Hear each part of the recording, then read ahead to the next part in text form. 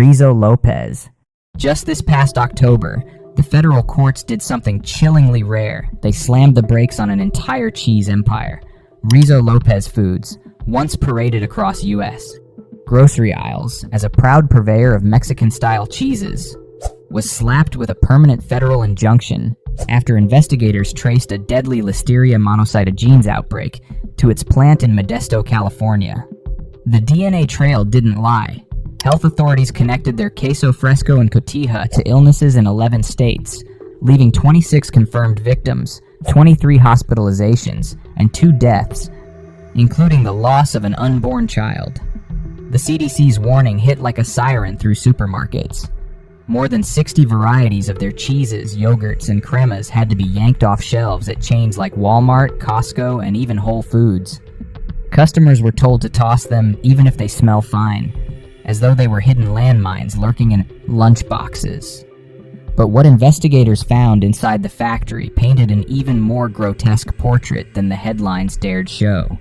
FDA inspectors uncovered puddles of stagnant water breeding, slimy colonies beneath curd tables, cracked concrete floors harboring decades of filth like forgotten bank vaults, and workers scooping curds barehanded while wiping sweat from their foreheads as if safety rules were optional, like the speed limit on an empty country road.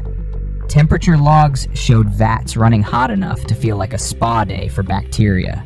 Whistleblowers described sick workers forced to stay on the line, and one recalled a supervisor snarling, "Just bleach it and keep going," after raw milk splashed onto finished cheese.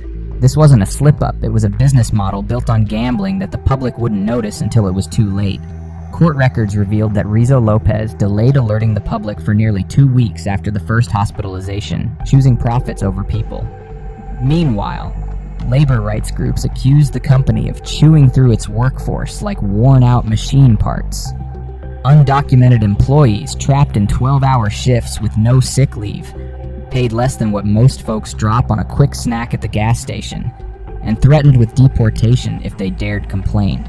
Families who survived the tainted cheese described permanent nerve damage, memory lapses, and balance disorders, while grieving relatives filed wrongful death lawsuits, accusing executives of treating human lives like poker chips on a tilted table.